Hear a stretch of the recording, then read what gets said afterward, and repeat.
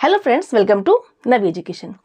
आज हम simple sentence के पार्ट 2 में सिंपल सेंटेंस के डिफरेंट टाइप सीखेंगे।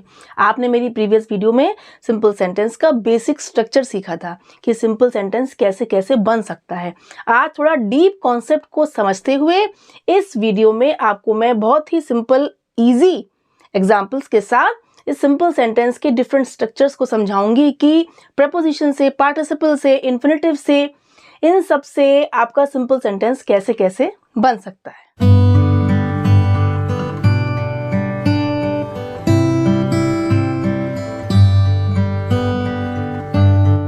फर्स्टली हम समझते हैं what is a simple sentence. Simple sentence has a single clause, single finite verb, single subject. से आपके सिंपल सेंटेंस में सिंगल क्लॉज होगी, सिंगल सब्जेक्ट होगा और सिंगल फाइनाइट वर्ब होगा। वो होती है आपकी सिंपल सेंटेंस। ठीक है, अब सिंपल सेंटेंस को हम इन डिफरेंट स्ट्रक्चर्स से और समझते हैं कि सिंपल सेंटेंस कैसे कैसे बन सकता है। बहुत ही इंटरेस्टिंग है, ध्यान से देखिएगा। यूजिंग पार्टिसिपल माने होता है पार्टिसिपल का यूज करके सेंटेंस, आपका सिंपल सेंटेंस कैसे बन सकता है। ठीक है, अब पार्टिसिपल क्या होता है? एज एन एडजेक्टिव काम करता है जो नाउन या प्रोनाउन को क्वालिफाई करता है। ठीक, अब जंपिंग अप ही रैन अवे, कूदते हुए वो भाग गया, दौड़ गया। यानी जंपिंग क्या है? जंप में आईएनजी लगा हुआ है, ये एज अ वर्ब काम नहीं कर रहा है, ये एज एन एडजेक्टिव काम कर रहा है कि कूदते हुए वो भाग गया। यानी ये पार्ट क्वालिफाई किसे कर रहा है? ही को, सब्जेक्ट को, है ना। तो ये क्या हुआ? पार्टिसिपल हुआ। ठीक है, रिसीविंग नो आंसर, कोई भी जवाब न पाने पर, आई नॉक्ड अगेन, मैंने फिर से नॉक किया। अब रिसीविंग प्राप्त करने पर, नो आंसर कोई भी जवाब, कोई भी आंसर न पाने पर, यानी आंसर हमारा नाउन है, इसको क्वालिफाई कर रहा है। रिसीविंग आईएनजी फॉर्म है तो ये हुआ पार्टिसिपल।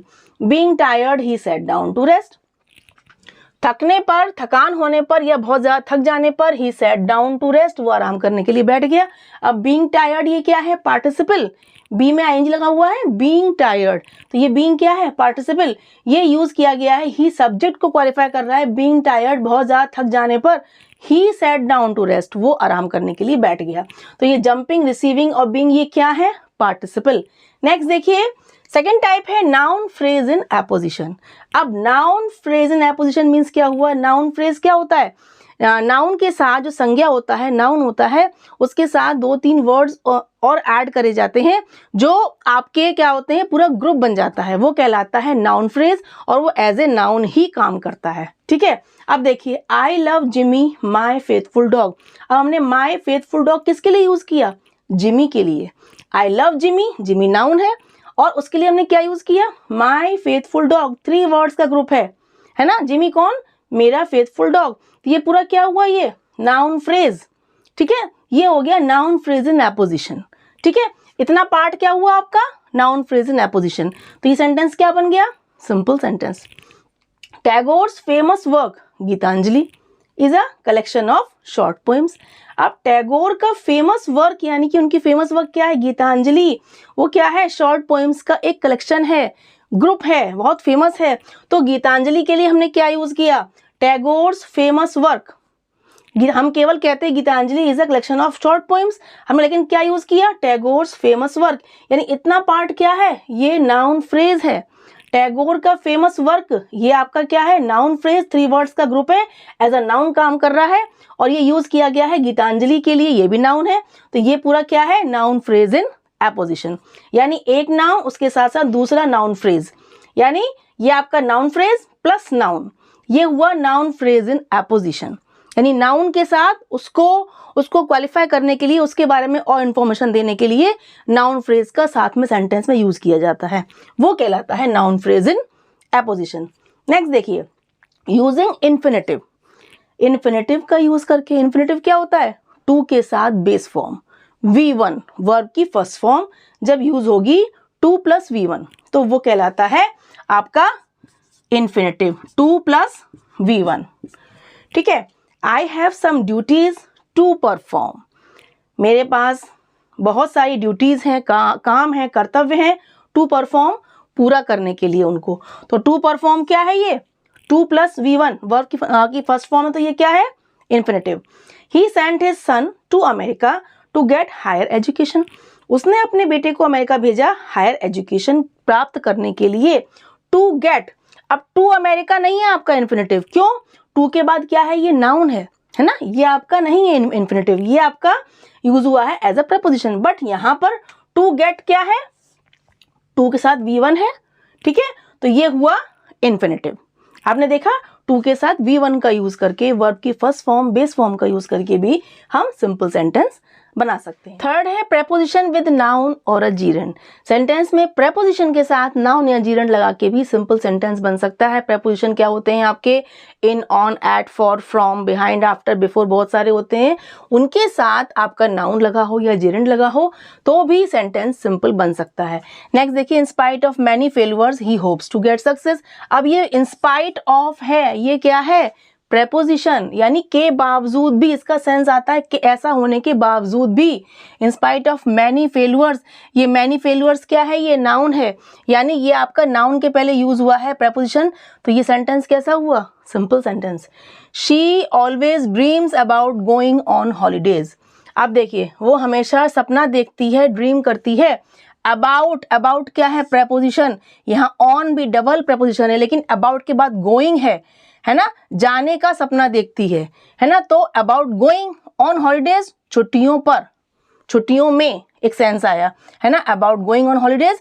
तो गोइंग क्या है आपका, ये गोइंग जीरेंड है, वर्ब में आईएनजी है और एज अ नाउन काम कर रहा है, तो ये हुआ आपका जीरेंड, ठीक है। अबाउट प्रपोजिशन है, गोइंग जीरेंड है, तो ये आपका क्या हुआ, सिंपल सेंटेंस। बाद में उन्होंने ऑन को भी ऐड कर दिया, ऑन भी आपका प्रपोजिशन है, लेकिन बाद में नाउन का यूज हुआ है। मेन हमें देखना है preposition with जीरेंड, about going, going जीरेंड है, अबाउट प्रपोजिशन है, ठीक है।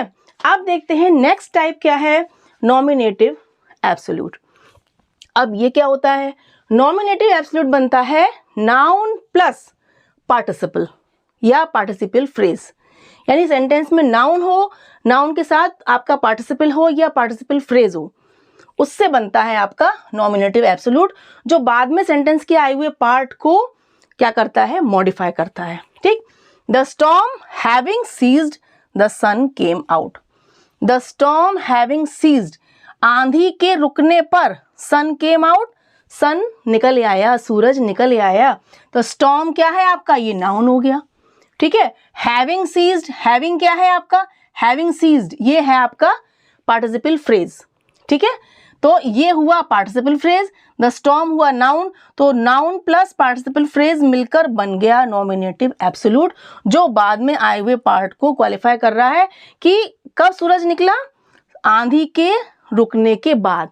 The storm having ceased, storm के रुकने पर सूरज निकल आया, ठीक है। The soldiers having arrived the mob dispersed.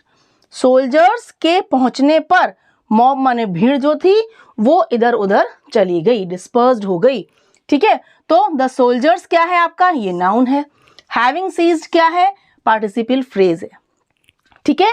कब हुआ ऐसा, जब सोल्जर्स वहां पहुंच गए, तब मॉब जो भीड़ जो थी, क्राउड जो थी, वो इधर उधर चली गई, डिस्पर्स्ड हो गई, ठीक है। तो हैविंग अराइव्ड है पार्टिसिपल फ्रेज, ठीक है, और सोल्जर्स क्या है, नाउन, तो नाउन प्लस पार्टिसिपल फ्रेज मिलकर क्या बन गया, नॉमिनेटिव एब्सोल्यूट, ठीक है। अब लास्ट है एडवर्ब या एडवर्बियल फ्रेज।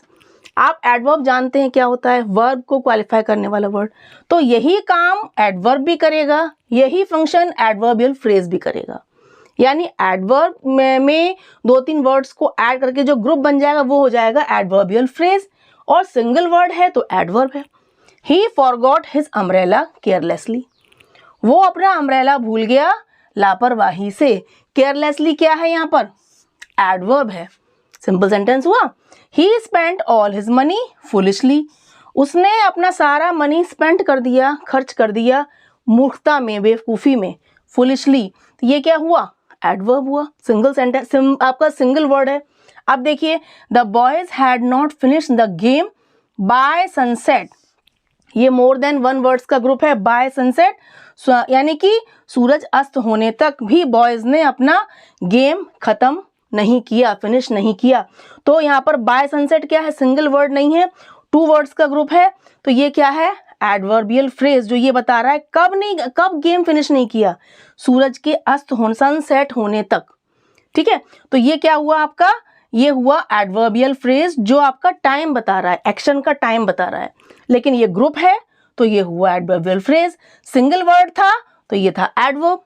देखा आपने, ये भी क्या बने, सिंपल सेंटेंस। आपने देखा हम किस तरीके से सिंपल सेंटेंस बना सकते हैं, कितना डीप कॉन्सेप्ट था, लेकिन बहुत ही इजी था कि हम इन्फिनेटिव, पार्टिसिपल फ्रेज या पार्टिसिपल या एडवर्ब या एडवर्बियल फ्रेज या नॉमिनेटिव एब्सोल्यूट या नाउन फ्रेज, हम किसी भी तरीके से इन्फिनेटिव, किसी तरीके से भी हम यूज करके सिंपल सेंटेंस बना सकते हैं। आपको आज सिंपल सेंटेंस का कॉन्सेप्ट मेरे ख्याल से बिल्कुल ही क्लियर हो गया हो। So please keep watching and sharing and press the like button to motivate me.